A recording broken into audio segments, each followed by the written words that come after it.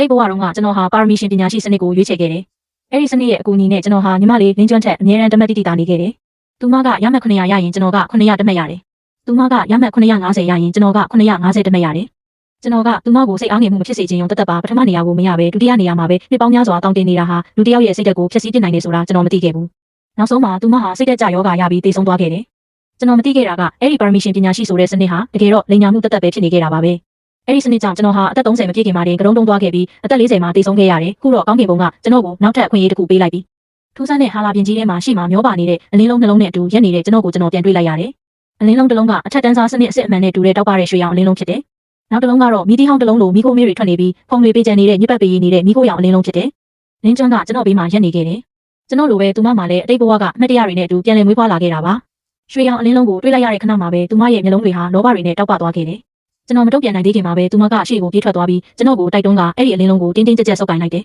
။သူမကရွှေရောင်အလင်းလုံးကိုဖတ်ထားပြီးယူသွတ်နေတဲ့မိမတယောက်လိုရေမောလိုက်တယ်။ပြီးတော့ကျွန်တော်ကိုလှောင်ပြုံးနဲ့ကြည့်လိုက်တယ်။နင်အဲ့ဒီအမိုက်မီးခိုးရောင်အလင်းလုံးကိုပဲယူလိုက်တော့ဒီဘဝမှာတော့ရှုံးရမယ့်သူကနင်ပဲ။သူမအဲ့ဒီလောက်ယုံကြည်ချက်လွန်ကဲနေတာကိုမြင်တော့ကျွန်တော်တကယ်ပဲရေကျင်သွားခဲ့တယ်။အကြောင်းကတော့အဲ့ဒီအချိန်မှာပဲကျွန်တော်ရဲ့ဈေးဘောပုံစံစနစ်ကစတင်အသက်ဝင်လာခဲ့လို့ပါပဲလက်ခံသူဒီကြီးမားသောစိတ်ခံစားမှုရိုက်ခတ်မှုကိုခံစားလိုက်ရသည်။မဟာလောင်ပြောင်သူစနစ်စတင်အသက်ဝင်ပါပြီ။ကျေးဇူးပြု၍ရွေးချယ်မှုတစ်ခုကိုရွေးချယ်ပါရွေးချယ်မှု A ဒူးထောင်မှုလိုပြီးနေ့ရဲ့ကံကောင်းမှုကိုမျှဝေပေးဖို့ညီမလေးကိုတောင်းပန်ပါ။စုကြည်9ရွယ်နဲ့မရှိသုံးမရစောရကတတူပွဲရွေးချယ်မှုပြီးရှေ့ကိုပြေးထွက်ပြီးအလင်းလုံးကိုလူယူဖို့ကြိုးစားပါ။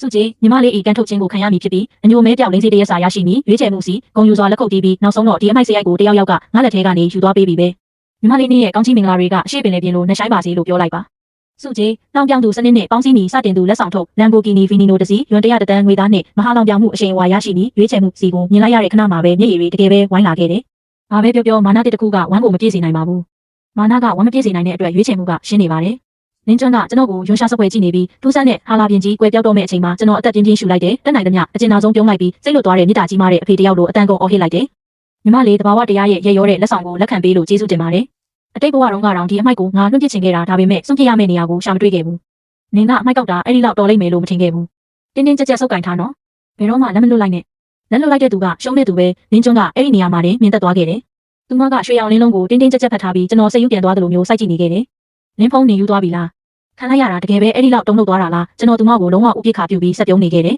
။ပြီးတော့ပေါ့ပေါ့ပပပဲလက်ကိုဆန့်ထုတ်ပြီးမြစ်ပတ်နေတဲ့မိခိုးရောင်လင်းလုံးကိုကောက်ယူကအိတ်ကက်ထဲတန်းထည့်လိုက်တယ်။စနစ်ရဲ့အကြောင်းကြားစာချက်ချင်းပေါ်လာခဲ့တယ်။စုကြေးပေးပို့ပြီးပါပြီ။တင်ဤ Lamborghini Veneno ကိုကျောင်းရှိဂိတ်ပြင်ပမှာရပ်ထားပြီးပါပြီ။တော့ကတော့တင်အိတ်ကက်ထဲမှာရှိနေပါပြီ။ရွန်100တန်းကိုတင့်ပန်အကောင့်ထဲသို့ထည့်သွင်းပေးလိုက်ပါပြီ။မဟာလောင်ပြောင်မှုအရှိန်အဝါအသက်ဝင်သွားပါပြီ။ယခုမှစ၍ခွေးများပင်လျင်တင့်ကိုနှစ်ကြိမ်ညကိုက်ချင်စိတ်ဖြစ်ပေါ်လာပါလိမ့်မည်။နောက်တစ်စက္ကန့်မှာတောက်ပတဲ့အလင်းဖြူတစ်ခုကအရာအလုံးကိုဝမ်းမြိုသွားခဲ့တယ်။ကျွန်တော်ရဲ့အမြင်အာရုံပြန်ရလာတဲ့အခါကျွန်တော်ဟာအထက်တန်းနောက်ဆုံးနှစ်အတန်းအမှတ်နှစ်ထဲမှာထိုင်နေခဲ့တယ်။ကျွန်တော်တို့ရဲ့ကရုံးတင်ချဆရာကြီးဟာရှေ့တန်းကအကြောင်းသားတွေကိုတတွေးတွေစိတ်လွတ်လွတ်ဆင်းနေအောင်ပတ်ရင်းပုံတင်နည်းတွေကိုစိတ်ပါလက်ပါရှင်းပြနေတော့မှာပဲကျွန်တော်မှတ်မိနေတဲ့အတိုင်းကွက်တီပါပဲကျွန်တော်စိတ်ကစားစိတ်နဲ့အိတ်ကက်ကိုစမ်းကြည့်လိုက်တယ်အထဲမှာအေးဆက်ပြီးခိုင်မာတဲ့အရာတစ်ခုရှိနေခဲ့တယ်အဲ့ဒါကိုဆွဲထုတ်ကြည့်လိုက်တော့လှပစွာပြုလုပ်ထားတဲ့ကာဗွန်ဖိုင်ဘာ Lamborghini တော့တစ်ချောင်းကျွန်တော်လက်ထဲမှာရောက်နေတာကိုတွေ့လိုက်ရတယ်ရွှေရောင်သွားသော logo ကကျွန်တော်ကိုမျက်စိမိတ်ပြနေတယ်လို့ပင်ဖြစ်နေခဲ့တယ်ကျွန်တော်အဲ့ဒါကိုသဘောကျမဆုံးဖြစ်နေစင်မှာပဲဖုန်းတုံခါလာခဲ့တယ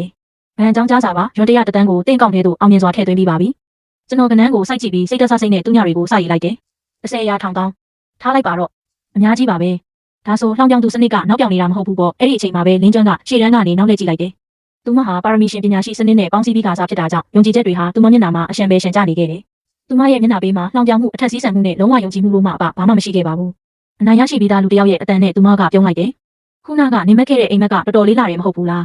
မမျောစရာပဲပြီးသွားခဲ့ပြီလက်တွေကိုရင်ဆိုင်ရမယ့်အချိန်ရောက်ပြီးသူမကအိုလံပစ်ရဲ့အဆင့်တင်ချပု္ပ္ပစာတစ်ပုဒ်ကိုကျွန်တော်ဘက်တိုးပေးလိုက်တယ်နင်ဒါကိုရှင်းနိုင်လားသူမရဲ့ရင်းနှီးနေတဲ့မျက်နှာပထမနေရာကိုလိုက်ဆွဲရင်ဘဝတစ်ခုလုံးကိုဖျက်ဆီးပစ်ခဲ့တဲ့အဲ့ဒီမျက်နှာကိုပဲကျွန်တော်စိုက်ကြည့်နေမိတယ်ဒေါသထွက်မဲ့အစားကျွန်တော်သူမအတွက်တကယ်ပဲသနာမိသွားတယ်ဘာမှတောင်ပြန်မဖြေချင်တော့ပါဘူးကျွန်တော်ထိုင်ကုန်ကနေထွက်လိုက်တာကြောင့်ထိုင်ကုန်ကအကျန်းပြင်ပေါ်မှာကျဲလောင်စွာပိုးဆွဲသွားခဲ့တယ်အဲ့ဒီဆူရှာတဲ့အတန်ကအတန်းတစ်ခုလုံးရဲ့အာယုံကိုချက်ချင်းဆွဲဆောင်လိုက်တယ်တင်ချဆရာတော်စာရေးတာရက်ပြီးမျက်ခုံးတွန့်သွားခဲ့တယ်လင်းဖုံးနေပဲသွားမလို့လေအိမ်သာသွားဖို့လို့လားကျွန်တော်ပေါ့ပေါ့ပပပဲခေါင်းခါရင် Lamborghini တော့ကိုလင်းကားပြားတစ်ခုလိုလက်ချောင်းမှာလှည့်ကစားလိုက်တယ်ပြီးတော့ဆရာကိုတက်တက်စိုက်ကြည့်ပြီးအေးဆေးစွာပြောလိုက်တယ်ဆရာကျွန်တော်ကျောင်းကနေနှုတ်ထွက်ချင်ပါတယ်ဘာစကားအသေးပဲမရှိတာတွေပြောနေတာလေတင်ချဆရာကမယုံနိုင်စွာချောင်းဟန်လိုက်တယ်တက္ကသိုလ်ဝန်ထမ်းစာမေးပွဲကလာပေါင်းတော်နေနေပဲလိုတော့တာကိုကျွန်တော်တက်ပြင်းမောချလိုက်ပြီးကျောင်းဂိတ်ဘက်ကိုညွှန်ပြလိုက်တယ်ကျွန်တော်လည်းမတက်နိုင်ဘူးဆရာကျွန်တော်ရဲ့ Lamborghini အစ်စ်ရောက်လာလို့ပါ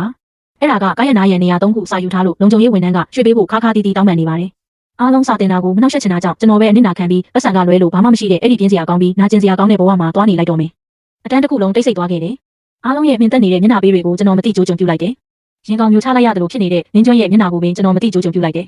ပြီးတော့အတန်းရဲ့နောက်တကားကိုခြေထောက်နဲ့ကန်ဖွင့်ပြီးနောက်နဲ့မကြည့်ပဲထွက်လာခဲ့တယ်။ထွက်သွားချိန်မှာလမ်းနေရတာဟာယုံနိုင်စရာမရှိအောင်ကျေနပ်ဖို့ကောင်းမှန်းကျွန်တော်ဝန်ခံရပါမယ်။ဒါပေမဲ့တကယ်ရုံရင်းဆန်ခတ်ဖြစ်မှုကအပြင်ဘက်မှာစောင့်ကြိုနေမှန်းကျွန်တော်သိနေခဲ့တယ်။အဲ့ဒီလမ်ဘိုဂီနီကတကယ်သာဆိုရင်ကျွန်တော်အဲ့ဒီနေရာမှာတင်တောင်ပြောင်သူစနစ်ကိုကိုးကွယ်ဖို့အဆင်သင့်ပါပဲ။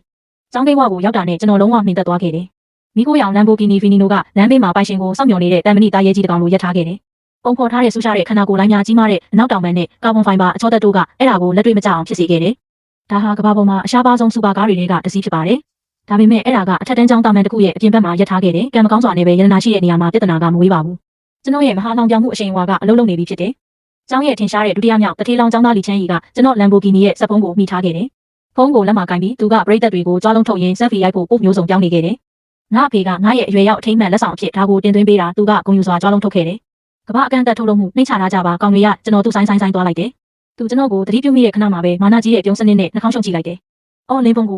အမြဲတမ်းဒုတိယနေရာရတဲ့သူဘာဖြစ်လို့လဲ။ကျောင်းကထွက်လိုက်ပြီလား။သခင်လေးရဲ့စူပါကားကိုလာအားကြလိုက်ပါဦး။သူ့ရဲ့ရိုင်းဆိုင်တဲ့မျက်နှာပေးကကြည့်ရတာတကယ်ပဲနာကျင်စရာကောင်းလာပါတယ်။အနီးနားရှိတစုံတစ်ယောက်ကဆူရှစွာကြွားလုံးထုတ်နေသည်။မင်းမျိုးဝယ်ရွေးချယ်မှုအသက်ဝင်ပါပြီ။ရွေးချယ်မှု A တိတ်ဆိတ်စွာဖြတ်တန်းသွားပြီးသူ့ရဲ့အနိုင်ကျင့်မှုကိုလက်ခံပါ။စုကြည်စမ်းကြဲတော်လေးမျက်နှာဖုံးရွေးချယ်မှုပြီးတော့ဖြစ်ကားကိုဖွင့်ပြီးလက်တွေ့တရားဖြစ်တင့်မျက်နှာကိုရိုက်နှက်လိုက်ပါ။စုကြည်ကြွားလုံးထုတ်အမှတ်10မှတ်ရွေးချယ်မှုစီဘာမှမပြောပါနဲ့။ရှေ့သို့ပြေးထွက်သွားပြီးသူ့ကိုကားနီးမှကန်ထုတ်လိုက်ပါ။စုကြည်အထက်တန်းကျောင်းတင်ချာကိုလုံးဝကျွမ်းကျင်ပိုင်နိုင်မှုနဲ့စိတ်ဝင်အစင်းမြင့်ကားတိုင်းကိုမောင်းနေနိုင်သည့်လုံးဝကျွမ်းကျင်ပိုင်နိုင်မှုကျွန်တော်စဉ်းစားဖို့တောင်လိုလို့လား။စုကြည်အတွက်မဟုတ်ပါဘူးတရားမျှတမှုအတွက်ပါကျွန်တော်ပြေဝအရှိန်နဲ့ရှေ့ကိုပောက်ကွဲထွက်လိုက်တယ်။ကျွန်တော်ဘဝတစ်ခုလုံးမှာအဲ့ဒီလောက်မြင်မြင်မပြေးဘူးခဲ့ဘူး။လီချမ်းရီနာကားနီးကနေထွက်သွားဝင်ပေါက်တစ်ခုလုံးချက်ချင်းတိတ်ဆိတ်သွားခဲ့တယ်။လုံခြုံရေးဝန်ထမ်းမှင်သက်သွားတယ်။သူ့ရဲ့နောက်လိုက်တွေမှင်သက်သွားတယ်။ကျွန်တော်နောက်ကိုလိုက်လာတဲ့လင်းကျွမ်းမှင်သက်သွားတယ်။အပြင်ဘက်ကိုရောက်လာခါစတင်ချဆရာကြီးတောင်စကားမပြောနိုင်ပဲရပ်နေခဲ့တယ်။ကျွန်တော်လီချမ်းရီကိုတစ်ချက်ကလေးမှလှည့်မကြည့်ခဲ့ဘူး။ကျွန်တော်လက်ထဲမှာတန်ရှင်းရေးအဝတ်စတစ်ထည်ချက်ချင်းပေါ်လာခဲ့တယ်။ဘယ်ကနေရောက်လာလဲမမေးပါနဲ့။စနစ်ကပေးတာပါ။ကျွန်တော်လမ်ဘိုဂီနီရဲ့စက်ဖုံးစီပြေးသွားပြီးဘဝအတွက်ရင်းနှီးထားသလိုမျိုးစတင်တုတ်တင်လိုက်တယ်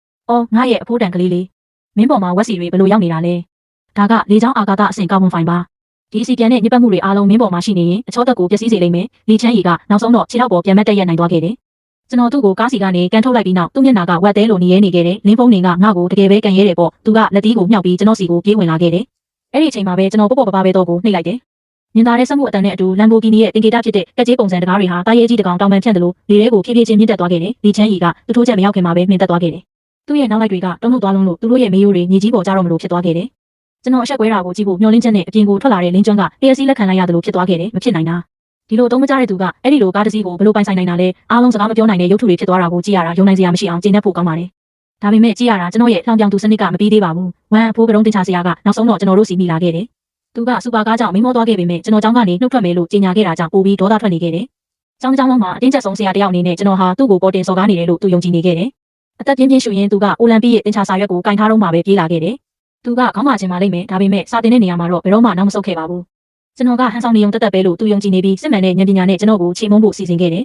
။မင်းမျိုးဝယ်ရွေးချယ်မှုအသက်ဝင်ပါပြီ။ရွေးချယ်မှုစီသူ၏ဖောင်တိန်ကိုလူယူပါ။အိုလံပစ်ရဲ့ပု္ပ္ပာကိုလမ်ဘိုဂီနီစဖုံးပေါ်တွင်နီလန်၃မျိုးဖြင့်ဓာတ်ရိုက်ရှင်းလင်းပါ။ထို့နောက်ဖြည့်ဤဘေးတွင်ကြီးမားသောလက်ခလေပုံဆွဲပါ။စုကြည်ကောင်းကင်ကိုထိုးဖောက်နိုင်သောအိုင်ကျူပါရမီရှင်အပြည့်အဝစံပြကျောင်းသားအရှိန်အဝါပြီးတော့နောက်ထပ်မျိုးနယ်စုံပူပေါင်းစာမေးပွဲအခန်းကဏ္ဍစတင်ပါပြီ။ကျွန်တော်ကတုံးဆရာကြီးဝန်ကိုကြည့်လိုက်တယ်။ပြီးတော့ကျွန်တော်ရဲ့လှပတဲ့လမ်ဘိုဂီနီကိုကြည့်လိုက်တယ်။တန်ပေါင်းများစွာတန်ကြေးရှိတဲ့စူပါကားပေါ်မှာစာရေးရတာကကျွန်တော်ဝိညာဉ်ကိုနည်းနည်းနာကျင်စေပေမဲ့ဒီလိုကြောလုံးထုတ်ရတာကတကယ်ကိုတန်ပါတယ်။ဘာမှထပ်မပြောဘဲဆရာကြီးဝန်ရဲ့လက်ထဲကဖောင်တိန်ကိုဆွဲယူလိုက်တယ်။ဘယ်သူမှမတုံ့ပြန်နိုင်သေးခင်မှာပဲကျွန်တော်ကလမ်ဘိုဂီနီဘက်ကိုလှည့်ပြီးစက်ဖုံးပေါ်မှာဓာတ်ရိုက်စာရေးလိုက်တယ်။ကျွန်တော်ဖောင်တိန်ကကောင်းကင်မှာကရမ်းနေတဲ့ငကားတစ်ကောင်လိုကာဗွန်ဖိုင်ဘာပေါ်မှာပြန်တန်းသွားခဲ့တယ်။စာမေးပွဲပု္ပ္ပာကိုစတင်ရှင်းလင်းလိုက်တဲ့ခဏမှာပဲညောင်များစွာသောတင်ချပုံတင်နည်းတွေဟာကျွန်တော်အုံနောက်ထဲစီးဝင်လာခဲ့တယ်။အဲ့ဒါကတယောက်ယောက်ကခိုးနှင်းစနစ်ကိုဖွင့်ပေးလိုက်တယ်လို့ပါပဲ။မဟုတ်ဘူးစနစ်ကတကယ်ပဲခိုးနှင်းစနစ်ကိုဖွင့်ပေးလိုက်တာပါပုံမှန်ဆိုမဖြစ်နိုင်ဘူးလို့ထင်ရတဲ့အိုလံပစ်ရဲ့ပု္ပ္ပာဟာခုတော့ရိုးရှင်းတဲ့အပေါင်းနှုတ်တင်ချလို့လွယ်ကူသွားခဲ့တယ်ပထမအဖြေရှင်းနေပြီးသွားပြီခက်ကူလက်စ်ကိုသုံးထားတဲ့ဒုတိယအဖြေရှင်းနေပြီးသွားပြီအဆင့်မြင့်တင်ချနဲ့ metric theory ကိုသုံးထားတဲ့တတိယအဖြေရှင်းပြီးသွားပြီ3မိနစ်သာကုန်လွန်သွားခဲ့တယ်မြပတ်မှုမရှိတဲ့စက်ဖုံးပေါ်မှာခုတော့တောက်ပတဲ့နေရဲနေတဲ့ပုံတင်လေးတွေနဲ့ပြည့်နှက်သွားခဲ့တယ်နောက်ဆုံးမှာတော့အဖြေတွေရဲ့ဘေးမှာကြီးမားတဲ့လက်ကလေးပုံတစ်ပုံကိုကျွန်တော်ဆွဲလိုက်တယ်ဖောင်တိန်ကိုဆရာကြီးဝန်ရဲ့လက်ထဲပြန်ပစ်ပေးလိုက်ပြီးကျွန်တော်ရဲ့လက်ရမုံကိုအားရပါရကြည့်ဖို့နောက်ဆုတ်လိုက်တယ်ကျွန်တော်လက်တွေကိုခါထုတ်လိုက်တယ်လမ်ဘိုဂီနီကိုပေါ့ပေါ့ပပမိလိုက်ပြီးနှင်းဖုံးနေတဲ့တောင်ထိပ်ပေါ်မှာရက်နေတဲ့အေကာဆာရီပါရမီရှင်တယောက်ဤမျက်နှာပေးကိုလှုပ်လိုက်တယ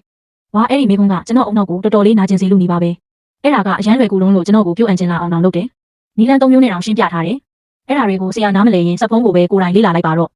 ဆရာကြီးဝန်ကလက်ထဲမှာတုံရင်နေတဲ့ဖောင်တိန်နဲ့ရက်နေခဲ့တယ်သူ့ရဲ့မျက်လုံးတွေကစက်ဖုံးပေါ်ကပုံတင်နည်းတွေစီကနေမခွာခဲ့ဘူးသူ့မျက်နှာပေါ်ကမထီမဲ့မြင်ပြုမှုတွေဟာတဖြည်းဖြည်းတုံလုံးမှုအဖြစ်ပြောင်းလဲသွားခဲ့တယ်ထို့နောက်တကယ်ကြောက်ရွံ့မှုအဖြစ်ပြောင်းသွားတယ်သူ့ရဲ့တောက်ကနေကတုံးကောင်းဘေးဘက်တွေကနေချွေးတွေစီးကျလာခဲ့တယ်ဒါကလာဂရန်ဂျီပြင်းပြတန်ဖို့တီအိုရန်ရဲ့အသွင်ပြောင်းမှုပဲ ဖြစ်နိုင်တာသူ့နောက်မှာနင်းကျွမ်းကပုံမကောင်းမွန်စွာမြင်တွေ့နိုင်ဖို့သူမ၏လေပင်ကိုစန့်ထုတ်လိုက်တယ်။သူမဟာပါရမီရှင်ပညာရှိစနစ်နဲ့ပေါင်းစည်းပြီးသားဖြစ်ပေမဲ့အစွမ်းတွေကိုအပြည့်အဝမဖော်ထုတ်နိုင်သေးပါဘူး။ပုံသေးနည်းတွေဟာသူမအတွက်စမ်းကြဲတဲ့မန်နီယာတွေလိုဖြစ်နေခဲ့ပြီးမအီမသာဖြစ်မှုတစ်ခုကသူမရဲ့အသေးနှလုံးထဲမှာရုတ်တရက်မြင့်တက်လာခဲ့တယ်။တခုခုတော့လုံးဝမှားယွင်းနေပြီးကျွန်တော်ကားတကားကိုဖွင့်ပြီးအဲ့ဒီအထက်တန်းစားသားရီထိုင်ကုန်တွေကိုခန်းစားတော့မဲ့အချိန်မှာပဲဆရာကြီးဝန်ကရုတ်တရက်သတိပြန်ဝင်လာခဲ့တယ်။သူ့ရဲ့မျက်လုံးတွေဟာရင်ခုန်စိတ်လှုပ်ရှားစွာနဲ့တောက်ပနေခဲ့တယ်။သူကရှေ့ကိုပြေးထွက်လာပြီးကျွန်တော်ရဲ့ခြေထောက်ကိုလက်နှစ်ဖက်စလုံးနဲ့ဖက်တွယ်လိုက်တယ်။လင်းကျွမ်းမဟုတ်ဘူး။လင်းဖေမဟုတ်ဘူး။စာပေဤအရှင်သခင်မင်းထွက်မသွားနိုင်ပါဘူး။မင်းเจ้าကနေလုံးဝနှုတ်မထွက်နိုင်ပါဘူး။မြို့နယ်ဆောင်ပူပေါင်းစာမေးပွဲကတပတ်ခါပါ။မင်းစာမေးပွဲမဖြစ်ရင်ငါတို့ဘာလုပ်ရမလဲ။ငါမင်းရဲ့လမ်ဘိုဂီနီကိုနေတိုင်းဆေးပေးမယ်လို့အဲ့ရင်တနေ့ကို3ချိန်ဆေးပေးမယ်။ကျောင်းမှာပဲနေပြီးစာမေးပွဲဖြေပေးပါကျွန်တော်ခြေထောက်ကိုဖက်တွယ်ထားတဲ့တက်လက်ပိုင်းကတုံးဆရာကိုငုံကြည့်လိုက်တယ်ပြီးတော့လင်းကျွမ်းကိုလှမ်းကြည့်လိုက်တယ်။သူမရဲ့မျက်နှာဟာဖြူလျှော့သွားပြီးသူမရဲ့လက်သေးတွေဟာတွေးထွက်လူနီးပါလက်ဝါးရဲတင်းတင်းကြပ်ကြပ်စိုက်ဝင်နေခဲ့တယ်။ခုတော့အရာရာကနောက်ဆုံးမှာစိတ်ဝင်စားဖို့ကောင်းလာခဲ့ပြီးခုထွက်သွားရင်ပြင်းစရာကောင်းလိမ့်မယ်။သူမကိုချိန်မုံတော့မယ်ဆိုရင်သူမအကုန်ယူရဆုံးစစ်မြေပြင်မှာပဲဖြစ်ရမယ်။သူမယုံကြည်ထားတဲ့ပါရမီရှင်ပညာရှိစနစ်ကိုပြမှုအဖြစ်ပြောင်းပြမယ်။ဘီလိန်ဆန်နဲ့ပြုံးတစ်ခုကျွန်တော်မျက်နှာပေါ်မှာပေါ်လာခဲ့တယ်။ကောင်းပြီစာမေးပွဲပြီးရင်ကျွန်တော်ထွက်သွားမယ်။ဒါပေမဲ့ကျွန်တော်မှာအခြေအနေတစ်ခုရှိတယ်။စာမေးပွဲဖြေနေစဉ်အတွင်းကျွန်တော်အိပ်ပျော်နေမယ်။ဘယ်သူမှကျွန်တော်ကိုနှိုးခွင့်မရှိဘူး။အချိန်တွေအကုန်လုံးသွားခဲ့တယ်။မျက်စိတမိတ်အတွင်းမှာပဲမြို့နယ်ဆောင်ပူပေါင်းစာမေးပွဲနေ့ရောက်ရှိလာခဲ့တယ်။လွန်ခဲ့သော2ရက်အတွင်းမှာလင်းကျွမ်းကစာချက်လုံးလို့တိုင်းရိုင်းသွားခဲ့တယ်။သူမရဲ့အခန်းရှိကနေကျွန်တော်ဖြတ်တန်းသွားတိုင်းသူမဟာစိတ်ကဆိုဝင်နေတယ်လို့မျိုးဝေါ်ဟာရတွေနဲ့တင်ချပုံတင်နည်းတွေကိုအဆုံးမရှိရွတ်ဆိုနေတာကိုကြားနေရတယ်။အရေးအဆုံးအပိုင်းကတော့သူမရဲ့သပင်စီချောင်းဟာတကယ်ပဲဒဇင်တီမီတာနီးပါးနောက်ကိုဆုတ်သွားခဲ့တာပါပဲ။ဒါဆိုဒါကပုံမြင်ဆန်တဲ့ပါရမီရှင်ပညာရှိစနစ်ပေါ့။နင်းပိုတန်မာလေးပိုကတုံးဖြစ်လေပဲ။ရိုးရိုးသားသားပြောရရင်အဲ့ဒီပေးဆက်ရတဲ့တန်ဖိုးကနည်းနည်းအရင်ရက်ဆက်မနေဘူးလား။စာမေးပွဲခန်းမအဝင်ဝမှာလင်းကျွမ်းကကျွန်တော်လမ်းကိုပိတ်စီလိုက်တယ်။သူမရဲ့မျက်လုံးအောက်မှာကွင်းနဲ့တွေပိတ်နေခဲ့တယ်။သူမက Red Bull ပလင်းတစ်လုံးကိုကင်ထားပြီးသူမရဲ့မျက်လုံးထဲကခက်ထန်တဲ့အကြည့်တွေကသူမကိုပိုင်နဲ့ကိုကာကွယ်နေတဲ့ဝင်းပလွေတစ်ကောင်နဲ့တူစေခဲ့တယ်။လင်းဖုံးလမ်ဘိုဂီနီပေါ်မှာနင်းအဲ့ဒီပု္ပ္ပာတွေကိုရှင်းခဲ့တော့ကနင်းကန်ကောင်းသွားတာဖြစ်နိုင်တယ်။အဖြေတွေကိုကြိုတင်ကြက်မှတ်ထားတာဖြစ်နိုင်တယ်။ဒါပေမဲ့ဒီနေ့စာမေးပွဲကလုံးဝအစ်စ်ပဲ။နင်းရှက်ကွဲတာကိုငါကြည့်ရတာပေါ့။ငါစနစ်ကပြီးပြည့်စုံတဲ့ရမှတ်အစီအစဉ်ကိုပြင်ဆင်ပြီးသွားပြီ။ငါစနစ်ကအရာအလုံးကိုတွက်ချက်ပြီးလင်းကျွန်းကယုံကြည်မှုရှိစွာပြောလိုက်တယ်။ငါရမှတ်940ကိုမှတ်ရမယ်။ရေးသားပုံအတွက်တမှတ်ပဲရော့မယ်။နင်းကတော့သူ့ညအပြည့်ရလိမ့်မယ်။သူမရဲ့ဉာဏ်ဆန်စွာပြောက်ကွယ်နေသောသပင်စည်းချောင်းကိုကျွန်တော်လှမ်းကြည့်လိုက်ပြီးရေမောချင်စိတ်ကိုမထိန်နိုင်ခဲ့ဘူး။ညီမလေးနင်းပိုအိတ်တင်နေ။ဒီအတိုင်းဆိုဝဲမရခင်သပင်ဆိုင်ရလိမ့်မယ်။ကျွန်တော်ဘာသာလေးကြုံလိုက်ပြီးနောက်စာမေးပွဲခန်းမှာတန်းဝင်သွားခဲ့တယ်။သူမကိုတော့နောက်ွယ်မှာဒေါသထွက်ကြံခဲ့စေတယ်။ပထမဆုံးဘာသာရက်ကတရုတ်စာဖြစ်တယ်။စာမေးပွဲစာရွက်တွေဝင်ငှလိုက်တာနဲ့ခန်းမတစ်ခုလုံးဟာဖောင်တိန်ချစ်တန်ကလွဲလို့လုံးဝတိတ်ဆိတ်သွားခဲ့တယ်။ပထမဆုံးမေးခွန်းကိုတောင်ကျွန်တော်မဖတ်ရသေးခင်မှာပဲအရှက်မရှိတဲ့လှောင်ပြောင်သူစနစ်ကတဖန်ပေါ်လာခဲ့တယ်။လက်ခံသူဒီဘဝ၏အကြီးမားဆုံးစာမေးပွဲတစ်ခုနဲ့ရင်ဆိုင်နေရသည်။ကျေးဇူးပြု၍စတိုင်ရွေးချယ်မှုတစ်ခုကိုရွေးပါရွေးချယ်မှု A စာမေးပွဲကိုလေးလေးနက်နက်ဖြေဆိုပြီးတင့်ကိုယ်ပိုင်စွမ်းစာကိုအားကိုးပါ။စုကြည်ပုံမူကောင်းမွန်သောမျက်စိအမြင်အာရုံရွေးချယ်မှု B ကော်ပီကူးမျက်လုံးကိုအသက်သွင်းပြီးတိတ်ရှိကចောင်းသားထံမှခိုးချပါ။စုကြည်3ရက်စာမျက်စိနာယောဂရွေးချယ်မှု C အဖြေလွှာပေါ်တွင်နေကမျက်မှန်နှင့်ရွှေဆွဲကြိုးအထူကြီးဝစ်ဆင်ထားသောပပပြစ်အားဆွဲပါ။ဆရာပပပြစ်မှာတက်တူးတွေရှိတယ်လို့ရေးပါ။အတိုင်းဝိုင်းဝင်အစ်အမှန်အတွက်လက်ခုပ်တီးပါ။ထို့နောက်တင်ကောင်းကိုစာပွဲပေါ်တင်ပြီးတင့်တွေများစာရွက်ပေါ်ဆွဆွဲသွားသည့်အထိအိတ်ဆက်ပါ။စုကြည်စွမ်းရည်အသက်ဝင်ပြီးလက်တွေ့တရားပြန်လည်ရေးသားခြင်းအကျွမ်းမဲ့အမှတ်ပြည့်အမှတ်ပေးဆရာတိုင်းပြီးပြည့်စုံသောအဖြေလွှာတစ်ခုကိုစိတ်ကူးထဲတွင်အလိုလျောက်မြင်အောင်လာပါလိမ့်မည်။ရွေးချယ်မှု C ကိုစက္ကန့်အနည်းငယ်မျှကျွန်တော်စိုက်ကြည့်လိုက်တယ်။ကျွန်တော်ကရိုးသားတဲ့သူတစ်ယောက်ဖြစ်ချင်ခဲ့တာပါဒါပေမဲ့လေးနဲ့တဲ့စာမေးပွဲလေမှာအဲ့ဒီလိုရေးစရာကောင်းတာကိုလုပ်ရတာကအရန်တက်ကြွစေလုံးတာကြောင့်ကျွန်တော်လက်ခံလိုက်တယ်ဇဝေဇဝါဖြစ်နေတဲ့စာမေးပွဲစောင့်ဆရာရဲ့ရှေ့မှာတင်ကျွန်တော်ခဲတံကိုကောက်ယူလိုက်ပြီး essay အပိုင်းထဲမှာစတင်ဆွဲလိုက်တယ်။စဝိုင်းပုံမျက်နှာစိတ်ကစားပုံစံနှာခေါင်းအမောင်တွေကမျက်မှန်ရွှေဆွဲကြိုးထူကြီးကျွန်တော်ဆွဲလို့ပြီးသွားတဲ့အခါပုံကထူးဆန်းစွာအသက်ဝင်နေခဲ့တယ်နောက်ဆုံးမှာတော့ကျွန်တော်ဂုဏ်ယူစွာရေးလိုက်တယ်ဆရာပပပြစ်မှာတက်တူးတွေရှိတယ်အတိုင်းဝိုင်းဝင်အစ်အမှန်အတွက်လက်ခုပ်တီးပါတာဝန်ပြီးဆုံးပါပြီကျွန်တော်ခဲတံကိုဘေးပစ်လိုက်တယ်ခေါင်းကိုစာမေးပွဲစာရွက်ပေါ်တင်လိုက်ပြီး3စက္ကန့်မပြည့်ခင်မှာပဲအိပ်ပျော်သွားခဲ့တယ်တာဝန်ကိုပြီးပြည့်စုံစွာပြီးမြောက်ဖို့အတွက်ကျွန်တော်ပါဇက်ကိုနည်းနည်းလေးထားခဲ့တာကြောင့်ကျွန်တော်တို့တွေကပပပြစ်ရဲ့နှာခေါင်းပေါ်ကိုဖြည်းဖြည်းချင်းကြားရောက်သွားပြီးပကြီးကားကိုအသက်ဝင်မှုနောက်ထပ်အလွှာတစ်ခုပေးလိုက်တယ်စာမေးပွဲစောင့်ဆရာကအပြေးလွှာရောက်လာခဲ့တယ်သူကကျွန်တော်ကိုကြည့်လိုက်တယ်ပြီးတော့အပြေးလွှာကိုကြည့်လိုက်တယ်သူ့မျက်နှာကချက်ချင်းနှက်မောင်သွားခဲ့တယ်သူကျွန်တော်ကိုနှိုးတော့မလို့လှုပ်တုံးမှာပဲကျောင်းအုပ်ကြီးရဲ့အထူးညွှန်ကြားချက်တွေကိုရုတ်တရက်သတိရသွားခဲ့တယ်လင်းဖုံးကအထူးပါရမီရှင်ပါသူဘာမဟုတ်တာတွေပဲလှုပ်မနှောက်ယှက်ပါနဲ့စာမေးပွဲစောင့်ဆရာကစကားတွေကိုမျိုးသိမ့်လိုက်တယ်မတက်နိုင်စွာတက်ပြင်းချလိုက်ပြီးထွက်ခွာသွားခဲ့တယ်မျောလင်းချက်မရှိတော့ပါဘူးလုံးဝမျောလင်းချက်မရှိတော့တာပါစာမေးပွဲပြီးတဲ့အခါလင်းကျွမ်းကဂုံယူနေတဲ့ဦးတောင်းတကောင်လိုခေါင်းကိုမြင့်ပြီးခမ်းမတွေကနေထွက်လာခဲ့တယ်ငါနိုင်ရပြီးသူမကကြေညာလိုက်တယ်ငါရဲ့စုစုပေါင်းရမှတ်ကအတိအကျ940ကိုမှတ်ဖြစ်လိမ့်မယ်တမတ်မမပို့ဘူးတမတ်မမလို့ဘူးကျွန်တော်ပါဇက်ထောင်းကတရွေးတွေကိုတုတ်လိုက်ပြီးပြုံးလိုက်တယ်တကယ်လားဒါဆိုရင်တော့ကျွန်တော်ကနင်းထက်နည်းနည်းလေးပုံမြင့်တဲ့ရမှတ်ကိုရလိမ့်မယ်ထင်တယ်သူမကနှာခေါင်းရှုံလိုက်တယ်အိမ်မက်ဆက်မက်နေလိုက်ရက်နေငယ်ကြပြီးနောက်အမှတ်ပေးရုံခန်းတွေကလေထုဟာလွန်စွာထူးဆန်းသွားခဲ့တယ်စာမေးပွဲအဖြေလွှာတရွက်ထဲရဲ့ဘေးမှာဆရာမများစွာစုဝေးနေကြတယ်သူတို့ရဲ့မျက်နှာပေးတွေဟာတရေတစေရောအံ့ဩဖွယ်ရာကိုပါတပြိုင်နက်တည်းတွေ့မြင်လိုက်ရတယ်လို့ဖြစ်နေခဲ့တယ်အဲ့ဒါကကျွန်တော်ရဲ့တရုတ်စာစာမေးပွဲဖြစ်တယ်လက်တွေ့တရားပြန်လည်ရေးသားခြင်းကြောင့်သူတို့ဘာမှမမြင်နိုင်ခဲ့ပါဘူးထိုအစားတရုတ်စာဌာနမှုကတုံရင်နေတဲ့လက်တွေနဲ့စာရွက်ကိုကင်ထားပြီးမျက်ရည်တွေမျက်နှာပေါ်စီးကျနေခဲ့တယ်ဒါကပချီဆွဲတာမဟုတ်ဘူးဒါကလူမှုရေးသုံးသက်ချက်လက်ရမှုပဲဒါကခေတ်သစ်လူဖွဲ့စည်းရဲ့အဓိပ္ပာယ်မရှိမှုနဲ့အမှန်တရားကိုပြည့်ပြည့်စုံစွာဖန်ဆုပ်ထားတယ်ဒီစီးစင်းနေတဲ့ line တွေကိုကြည့်လိုက်ပါအဲ့ဒါတွေကလူဖွဲ့စည်းပေါ်ဂရုဏာတရားတွေနဲ့ပြည့်နေတယ်ဒီအစေးပေါ်မှာစာလုံးတစ်လုံးမှရေးမထားဘူးဒါပေမဲ့ဂုဏ်သိက္ခာနဲ့စိတ်ဓာတ်တွေအပြည့်အဝရှင်းကြနေတယ်ဒါကအမှတ်ပြည့်နဲ့ထိုက်တန်ပါတယ် ဘသူမဆိုတမက်တောင်လျှော့ရဲရင်ငါနဲ့အပြိုင်ပြောရလိမ့်မယ်။ခြားဘာသာရက်ကဆရာတွေလည်းပုံမကောင်းခဲ့ပါဘူး။တယောက်ကကျွန်တော်ရဲ့လုံးဝဗလာဖြစ်နေတဲ့တင်ချာစာရွက်ကိုစိုက်ကြည့်ပြီးအသက်ရှူမသွားခဲ့တယ်။အံ့ဩစရာပဲ။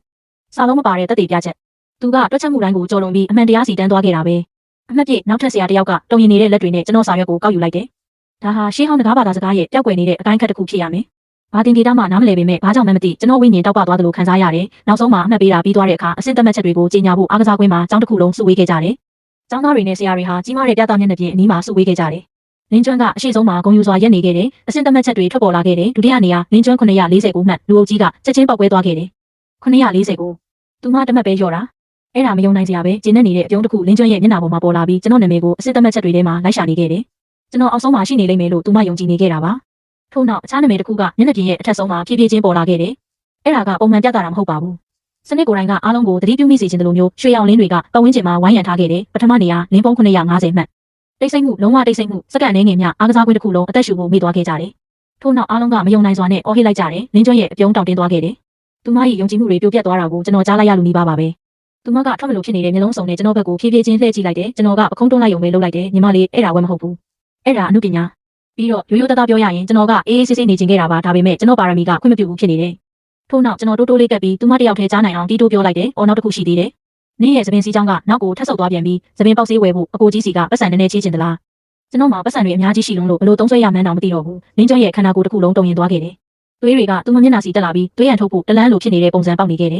သူမအတွက်ကံမကောင်းတာကအဲ့ဒါဟာအမြင့်တက်ပဲရှိပါသေးတယ်ကျွန်တော်ရဲ့လှောင်ပြောင်သူစနစ်ကပျော်ရွှင်နေတာမပြီးသေးတာရှင်းနေပါတယ်ရလက်တွေကြီးညာပြီးတာနဲ့မကြမီမှာပဲကျွန်တော်တို့မိဘတွေကကျောင်းကိုအပြေးလွှားရောက်လာကြတယ်ဆောင်မေးပွဲမှာမြို့နယ်ရဲ့အမှတ်အမြင့်ဆုံးရရှိခဲ့တဲ့အတွက်ကျွန်တော်ကိုလာရောက်ဂုဏ်ပြုတာလို့ပထမတော့ထင်ခဲ့မိတယ်ကျွန်တော်မှားသွားခဲ့တာပါသူတို့ကစာရွက်စာတမ်းတစ်ခုကိုကင်ထားပြီးနှစ်ယောက်လုံးရဲ့မျက်နှာတွေကပုံမှန်မဟုတ်ပဲလေးနဲ့နေခဲ့တယ်နောက်ပိုင်းညနေပိုင်းမှာကျွန်တော်တို့၄ယောက်လုံးထမင်းစပွဲမှာဝိုင်းထိုင်နေကြတယ်စပွဲပေါ်မှာဈေးကြီးတဲ့အစားအသောက်တွေနဲ့ပြည့်နေပေမဲ့လေတို့ကတော့တေတံမပေးမီနောက်ဆုံးထမင်းဝိုင်းနဲ့ပို့တူနေခဲ့တယ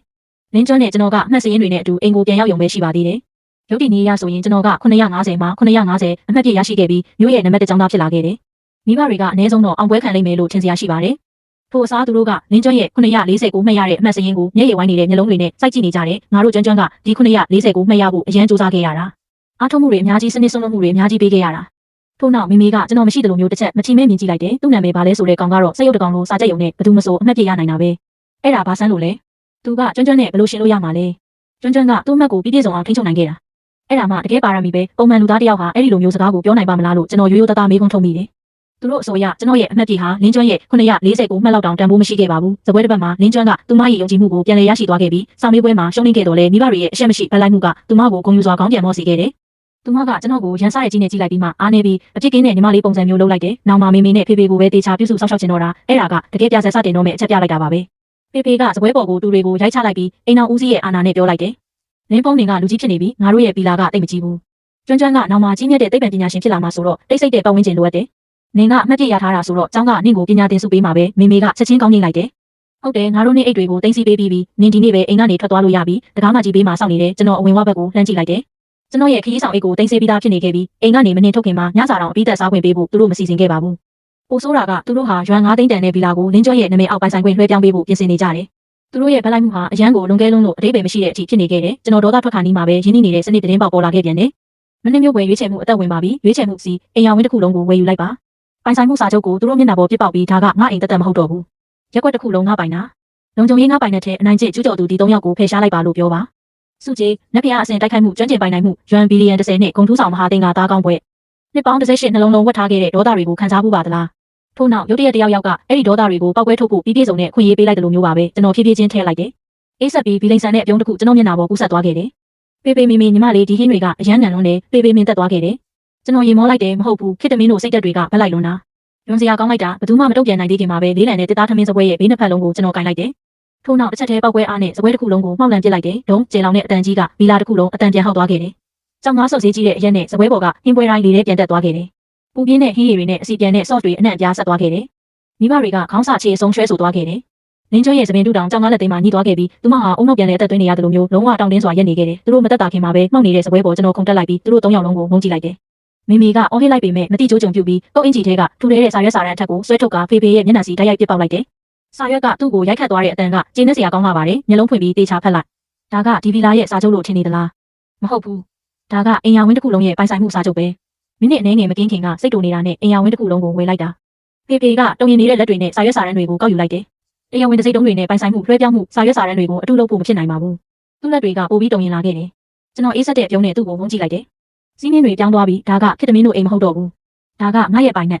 ့ငါကမင်းတို့ကိုဒီမှာနေဖို့မခွင့်ပြုရင်မင်းတို့မနေရဘူး။ထို့နောက်ကျွန်တော်လက်ချောင်းတွေကိုတစ်ချက်တီးလိုက်တယ်။အဝင်ဝတကားမကြီးကချက်ချင်းပွင့်သွားခဲ့တယ်။အနက်ရောင်ဝတ်စုံဝတ်ထားတဲ့လုံခြုံရေးဝန်ထမ်း20ကညီညာတဲ့ပုံစံနဲ့ဘီလာတဲ့ကြီးတက်ဝင်ရောက်လာခဲ့တယ်။သူတို့ရဲ့မျက်နှာပေးတွေကရေခဲလိုအေးဆက်နေပြီးသူတို့ရဲ့ရောက်ရှိနေမှုတစ်ခုတည်းနဲ့ခန်းထဲမှာဖိအားတွေပြည့်နှက်သွားခဲ့တယ်။ကျွန်တော်ကသူတို့3ယောက်ကိုအေးဆေးစွာညွှန်ပြလိုက်တယ်။ဒီလူတွေကတီးတက်ပိုင်တဲ့ထဲတရားမဝင်ဝင်ရောက်ခဲ့ကြတယ်။ငါအိမ်ကိုလည်းရှုပ်ပွားအောင်လုပ်ခဲ့တယ်။သူတို့ကိုအပြင်ထုတ်လိုက်ပါ။လူတွေကိုရောသူတို့ရဲ့အိတ်တွေကိုပါယူသွားပါ။နင်းဖုန်းကနင်းဖေဖေပါဖေဖေကအော်ဟစ်လိုက်တယ်။ငါမှစတူဒီယိုလေးကျင်းစရာရှိသေးတယ်။နင်းကျွမ်းကအော်ဟစ်လိုက်တယ်။နင်းမတိတတ်တဲ့ကောင်မေမေကငိုယိုလိုက်တယ်။ဘာမှအရေးမကြီးပါဘူး။လုံခြုံရေးတွေကဘာစိတ်ခံစားချက်များမပြခဲ့ပါဘူး။သူတို့ကစက်ပေါက်လေးတွေကိုမလိုက်တယ်လို့ပေါ်ပါစွာပဲသူတို့3ယောက်လုံးကိုမယူသွားကြတယ်။မှောက်နေတဲ့ထမင်းစားပွဲပေါ်မှာရက်ရင်သူတို့3ယောက်ကိုတကားမကြီးစီဆွဲခေါ်သွားပြီးမင်္ဂလာအပြင်ဘက်ပြစ်ပေါက်လိုက်တာကိုကျွန်တော်တိတ်ဆိတ်စွာကြည့်နေခဲ့တယ်။လုံခြုံရေးတွေကသူတို့3ယောက်လုံးကိုအပြင်ဘက်ပြစ်ပေါက်လိုက်တာကိုကြည့်ရတာဟာအမှတ်ပြရတာထက်ပိုပြီးသက်သာရစေခဲ့တယ်။ဗီလာတကားမကြီးပိတ်သွားခဲ့တယ်။တိတ်ဆိတ်မှုကအိမ်ထဲပြင်းထန်သွားခဲ့တယ်။ကျွန်တော်မှောက်နေတဲ့စပွဲပေါ်ကဆင်းလိုက်တယ်။ကာဘက်ကိုပြန်ပြင်လိုက်ပြီးအသက်ကိုဖြည်းဖြည်းချင်းရှူထုတ်လိုက်တယ်။ခုတော့သူတို့အိမ်ပြောက်ဆုံးသွားခဲ့ပြီးနင်းကျွဲရဲ့နောက်ဆုံးအားကိုးရာပျောက်ကွယ်သွားခဲ့ပြီးဒါပေမဲ့ဒါကမပြီးသေးမှန်းကျွန်တော်သိနေခဲ့တယ်။မနက်ဖြန်ကအเจ้าရဲ့နှစ်ပတ်လည်အခမ်းအနားဖြစ်တယ်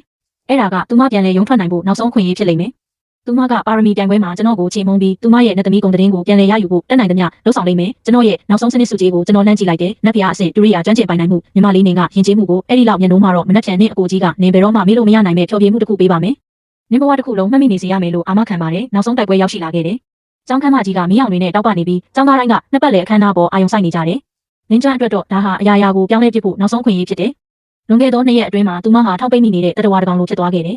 အိမ်ပျောက်ဆုံးသွားခဲ့တယ်မေမေနဲ့ဖေဖေနေထုတ်ခံခဲ့ရတယ်ကျွန်တော်ကစောင်းမေးပွဲမှာအမှတ်ပြည့်နဲ့သူမကိုအနိုင်ယူခဲ့တယ်။သူမမှာကြန့်ရှိနေသေးတာဆိုလို့ပါရမီရှင်ပညာရှိစနစ်ကပေးထားတဲ့နက်ဖျားအဆင့်စတူဒီယိုကျွမ်းကျင်မှုတက်တက်ပဲဖြစ်တယ်။သူမကဂီတကိုသုံးပြီးသူမရဲ့ဂုဏ်သတင်းကိုပြန်လည်ပြင်ဆင်ခြင်းခဲ့တယ်။သူမကရင်ကျေးတဲ့ကျောင်းသားသမီးဖြစ်နေသေးပါဆိုတာကိုတက်တည်ပြခြင်းခဲ့တယ်။ကျွန်တော်ကတော့ပတ်စံအနံပဲရတဲ့တထေးရိုင်းတက်တက်ပဲဖြစ်နေချိန်မှာပေါ့မီးအောင်မှာနင်းကျွမ်းကငှားရမ်းထားတဲ့ညနေခင်းဝစ်စုံကိုဝစ်ဆင်ပြီးစင်ပေါ်တက်လာခဲ့တယ်။သူမရဲ့နောက်ဆုံးနေသောသပင်စည်းချောင်းကိုထူထဲသောသပင်တူးအောက်မှာဝတ်ထားခဲ့ပြီးသတင်းပတ်ပေါင်းများစွာအလုပ်ကိုလုပ်ခဲ့ရတာကြောင့်အယိုးစုတစ်ခုလိုပါလွှာနေခဲ့တယ်။အဲ့ဒီလိုဖြစ်နေတာတောင်သူမကတင့်နေအောင်အတင်းစူးစမ်းနေခဲ့တယ်။ပြီးတော့ဖျော်ဖြေမှုစတင်ခဲ့တယ်။သူမကလာကံပါနေလာကိုတီးခတ်ခဲ့တယ်။သူမရဲ့လက်ချောင်းတွေဟာမြန်ဆန်လုံးလိုခလုတ်ထက်မှဝေဝါးမှုတက်တက်ဖြစ်သွားခဲ့တယ်။ခန်းမတစ်ခုလုံးတိတ်ဆိတ်သွားခဲ့တယ်။အိမ်ယာဝင်းတစ်ခုလုံးကိုကျွန်တော်ဝယ်လိုက်တာနဲ့ပတ်သက်ပြီးအတင်းပြောနေကြတဲ့ចောင်းသားတွေတောင်မျက်လုံးမခွာနိုင်ခဲ့ကြဘူး။လက်ခုပ်တံတွေကျဲလောင်လာတာနဲ့အမျှနင်းကျွမ်းရဲ့နှက်ခမ်းတောင်တွေဟာဖြည်းဖြည်းချင်းမြင့်တက်လာခဲ့တယ်။သူမဟာနောက်ဆုံးမှအနိုင်ရရှိသွားပြီလို့ယုံကြည်နေခဲ့တယ်။အဲ့ဒီအချိန်မှာပဲရင်းနှီးနေတဲ့ရွှေရောင်စနစ်သတင်းပေါက်ကကျွန်တော်ရှေ့မှာပေါ်လာခဲ့တယ်။လက်ခံသူသည်လက်ရှိဇလန်းအဆင့်ဤနောက်ဆုံးစိန်ခေါ်မှုနဲ့ရင်ဆိုင်နေရသည်။ကျေးဇူးပြု၍ရွေးချယ်မှုတစ်ခုကိုရွေးပါရွေးချယ်မှု A စင်အောက်မှာရက်ပြီးယူသွတ်စွာလက်ခုပ်တီးပါလေးစားအားကြမှုမျက်ရည်များကျဆင်းပါ။စုကြည်မဟာမြတ်တာရှင်အရှင်ဝါနှင့်အိုင်ဂျူအပေါင်း90ရွေးချယ်မှုပြီးစင်ပေါ်တက်ပြီးညီမလေးနဲ့အတူစတူဒီယို2ယောက်တွဲတီးခတ်ပါစုကြည်အဆင့်တစ်ဆက်စတူဒီယိုလက်မှတ်ရွေးချယ်မှုစီရွှေစင်စုနာတစ်ချောင်းကိုထုတ်ယူပါစင်ပေါ်တို့ပြည့်တက်သွားပြီးသူမ၏နားဘေးမှာတင်အက်စထရိုနိုမီယာကိုတီးခတ်ပါအားလုံးကနာကျင်ပွဲနှုတ်ဆက်ခြင်းနှင့်ဆက်ဆက်နေသောပျော်ရွှင်ပွဲတန်ဆင်းဖြစ်သည်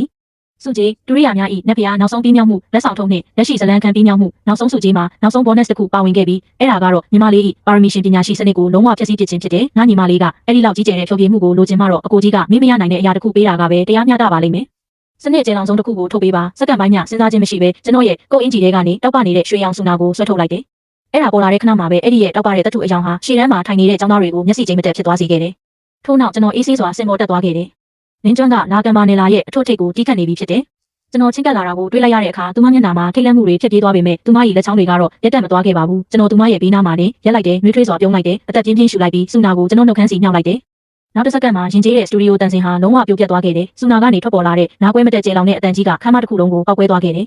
အတန်ကအဓိပ္ပာယ်မရှိလုံးလို့မော်ဆန်တလိုပင်ခံစားရစေခဲ့တယ်ဒုရိယာများဤနက်ဖျားစုကြီးကြောင့်ဖြောပြမှုမှာလူအုပ်ထိန်းချုပ်မှုအကျိုးသက်ရောက်မှုများပင်ပါဝင်ခဲ့တယ်ကျောင်းအုပ်ကြီးဆရာတွေကျောင်းသားတွေတိတ်ဆိတ်စွာထိုင်နေကြတဲ့သူတိုင်းဟာရုတ်တရက်သူတို့ရဲ့ခန္ဓာကိုယ်တွေကိုထိန်းချုပ်ခွင့်ပျောက်ဆုံးသွားခဲ့ကြတယ်သူတို့ရဲ့ခြေထောက်တွေဟာစီးချက်အတိုင်းအလိုလျောက်လှုပ်ရှားလာခဲ့တယ်။ကတုံးတင်ချဆရာကြီးဝန်တော်မတက်ထရက်ပြီးလက်နှစ်ဖက်စလုံးကိုလေထဲမြောက်ကစတင်ကခုန်ခဲ့တယ်။လင်းကျွမ်းကထိန်းချုပ်မှုလုံးဝပျောက်ဆုံးသွားခဲ့တယ်။သူမကပိုမြင်မြင်တီးခဲ့တယ်။ခလုတ်တွေကိုပိုပြင်းပြင်းရိုက်ခတ်ခဲ့တယ်။ကျွန်တော်ရဲ့ဂီတကိုလွှမ်းမိုးဖို့အသေးအတန်စူးစမ်းခဲ့တယ်။ဒါပေမဲ့သူမကရိုးရှင်းတဲ့အမှန်တရားတစ်ခုကိုမေ့သွားခဲ့တယ်။ဒုရိယာများဤဘရင်ရှိမှာစတူဒီယိုဆိုတာညီငယ်လေးတက်တက်ပါပဲ။ကျွန်တော်သူမစီပိုကတ်သွားပြီးပုံမမြင်မာတဲ့အတန်စင်တစ်ခုကိုသူမနာပေးမှတင်ဓာတ်ရိုက်မှုထုတ်လိုက်တယ်။ဂျိန်းစတူဒီယိုကျိုးတွေကတချောင်းပြတ်ထွက်သွားခဲ့တယ်။ရင်းထန်တဲ့တုံခါမှုတွေကဒုရိယာတစ်ခုလုံးကိုလှုပ်ခါသွားစေခဲ့တယ်။တစ်ချိန်တည်းမှာပဲလင်းကျွမ်းရဲ့ထူထဲတဲ့သပင်တူဟာလေထဲပြန်တက်သွားပြီးစင်ပေါ်ကိုကြားရောက်သွားခဲ့တယ်။စင်ပေါ်ကမီးအောင်မှာသူမရဲ့ပြောင်ချောနေပြီးအလုံးလေးပါဖြစ်နေတဲ့ဦးကောင်းခွန်ဟာသပင်အမြင့်အနှဲငယ်များသာကြန့်ရှိတော့ပဲလုံးဝပေါ်ထွက်သွားခဲ့တယ်။ခမ်းမတစ်ခုလုံးစက္ကန့်တော်ကြာတောင်တင်းတိတ်ဆိတ်သွားခဲ့တယ်။လုံးဝတိတ်ဆိတ်မှုထို့နောက်ပရိသတ်တစ်ခုလုံးဟာမထိန်နိုင်မသိမ်းနိုင်အောင်ရင်မောလိုက်ကြတော့တယ်။လင်းကျွမ်းကကျန်းပြင်ပေါ်ကျနေတဲ့သပင်တူကိုမိမောစွာစိုက်ကြည့်နေခဲ့တယ်။ထို့နောက်ရင်မောနေကြတဲ့လူအုပ်ကြီးကိုပတ်ပတ်လဲကြည့်လိုက်တယ်။နောက်ဆုံးမှာတော့သူမကကျွန်တော်ဘက်ကိုလှည့်ကြည့်လိုက်တယ် ကျွန်တော်ကတော့အဖြစ်ကင်းမဲ့ဆုံးမျက်နှာပေးနဲ့ရွှေရောင်ဆူနာကိုကင်ပြီးဒီတိုင်းပဲရက်နေခဲ့တယ်တတိပေးချက်ပြစ်မှတ်လင်းကျွမ်းစိတ်တက်ရေးရအခြေအနေလုံးဝပြိုပြတ်သွားပါပြီပါရမီရှင်ပညာရှိစနစ်၏ဆုံးဖြတ်ချက်လှုပ်ဆောင်ချက်ပျက်စီးသွားပါပြီအတင်းအဓမ္မတိကျခွဲထုတ်ခြင်းစတင်ပါပြီတိကျခွဲထုတ်ခြင်းပျက်စီးသွားပါပြီစနစ်ကိုယ်တိုင်ပျက်စီးခြင်းစတင်ပါပြီလင်းကျွမ်းကရုတ်တရက်သူမ၏ကောင်းကိုစုပ်ကင်လိုက်ပြီးရင်ခွဲမတက်အော်ဟစ်လိုက်တယ်သူမကသူမ၏သပင်တွေကိုပြန်လည်ဆွဲထုတ်နေခဲ့တယ်ထို့နောက်ထိန်းချုပ်မှုလုံးဝပျောက်ဆုံးသွားပြီးစတူဒီယိုကိုဝင်ကိုက်ဖို့စူးစမ်းခဲ့တယ်ကျွန်တော်ဆူနာကိုတိတ်ဆိတ်စွာအောက်ချလိုက်တယ်အင်ဂျီဖြူဝစ်ဆရာဝန်အုပ်စုတစုကချက်ချင်းစင်ပေါ်သို့ပြေးတက်လာကြတယ်စကားတခုမှမပြောဘဲကျွန်တော်ကဆရာဝန်တယောက်ရဲ့အိတ်ကက်ထဲကိုကားတကက်ထည့်ပေးလိုက်တယ်။သူမကိုရနိုင်သမျှအကောင်းဆုံးကုသမှုပေးပါတည်တံ့အခန်းတစ်ခန်းစီစဉ်ပေးပါဆရာဝန်တွေကလင်းကျွမ်းကိုချက်ချင်းထိန်းချုပ်လိုက်ပြီးသူမကရုန်းကန်ကအော်ဟစ်နေစဉ်မှာပဲမှသွားကြတယ်။မနေ့ကကျွန်တော်ရဲ့လုံခြုံရေးတွေမိဘတွေကိုမထုတ်သွားတဲ့ပုံစံအတိုင်းပဲဆရာဝန်တွေကလင်းကျွမ်းကိုမထုတ်သွားကြတယ်။မကြခင်မှာပဲစင်မြင့်အလယ်မှာကျွန်တော်တယောက်တည်းကြံရစ်ခဲ့တယ်။အောက်ကဆရာတွေနဲ့ကျောင်းသားတွေကိုကျွန်တော်ကြည့်လိုက်တယ်။မျက်လုံးအစုံတိုင်းမှာလေးစားအားကျမှုတွေနဲ့ပြည့်နေခဲ့တယ်။အချို့ကတော့နက်ဖျားအဆင့်ဖြောပြမှုရဲ့ဆွဲကြံနေတဲ့အချိန်ဝါထဲမှာစိတ်သက်စဝင်နေစေပုံစံရနေခဲ့တယ်။ကျွန်တော်မိုက်ခရိုဖုန်းစီလမ်းလျှောက်သွားပြီးပေါ့ပေါ့ပပပုတ်လိုက်တယ်။ခမ်းမတစ်ခုလုံးချက်ချင်းတိတ်ဆိတ်သွားခဲ့တယ်အားလုံးပဲဒီနေ့ဖြောပြမှုကဒီမှာတင်ပြီးပါပြီကျွန်တော်ဒီကျောင်းကနေထွက်သွားတော့မယ်ဘာပဲပြောပြောဒီကဘာကြီးကကျွန်တော်အတွက်အရန်သိနေလို့နေပြီကျွန်တော်ရဲ့ခီးစဉ်ကကျယ်ရီနဲ့ပင်လယ်ပြင်တွေကြားမှာရှိပါတယ်ကျွန်တော်စကားပြောလို့ပြီးသွားတဲ့ခဏမှာပဲခမ်းမရဲ့မျက်နှာချက်ဟာဖြည်းဖြည်းချင်းပွင့်သွားခဲ့တယ်ကြီးမားတဲ့အလင်းနိုင်ကြီးတစ်ခုကောင်းကင်ကနေဆင်းသက်လာပြီးကျွန်တော်ကိုဝိုင်းရံလိုက်တယ်အခိုက်အတန့်နေငယ်ကြပြီးနောက်အနာဂတ်ဆန်တဲ့အာကာသယဉ်ကြီးတစ်စီးကကျောင်းထက်မှာဖြည်းဖြည်းချင်းပေါ်လာခဲ့တယ်အားလုံးရဲ့ရှေ့မှာတဲ့နက်ဖျားတစ်ပါးကလူတစ်ယောက်ကိုလာရောက်ခေါ်ဆောင်သွားတယ်လို့မျိုးဖြစ်နေခဲ့တယ်အလင်းတန်းထဲမှာပတ်ဝန်းကျင်ရောက်ရှိနေကျွန်တော်ကလေထဲကိုဖြည်းဖြည်းချင်းမြောက်တက်သွားခဲ့တယ်လူအုပ်ကြီးကိုနောက်ဆုံးတစ်ချိန်ငုံကြည့်လိုက်စင်မှာပဲတွေးတောမှုတစ်ခုကျွန်တော်အုံနောက်ထဲဖြစ်ပြန်သွားခဲ့တယ်ဒီဆူညံနေတဲ့မြို့ကြီးရဲ့စိတ်ကျမ်းမာရေးစင်းရုံတစ်ခုထဲမှာတော့ကတုံးကလေးတစ်ယောက်ဟာသူမရဲ့ဘဝကြံရှိနေသမျှအချိန်တွေကိုအရာအလုံးအတွက်နောက်တက်ရရင်ကုံဆုံးနေရလောက်ပြီးအချိန်ထဲမှာပဲရင်းနှီးနေတဲ့အခေါင်းကတန်စင်ဟာအနောက်ဘက်မှာအတန်ပြန်ဟောက်နေခဲ့တယ်ဘလို့ပဲဖြစ်ဖြစ်တခါတရံမှာလုံးဝပြိုင်ပဲမရှိအနိုင်ရနေတာဟာတကူတော်ဆန်လာပါတယ်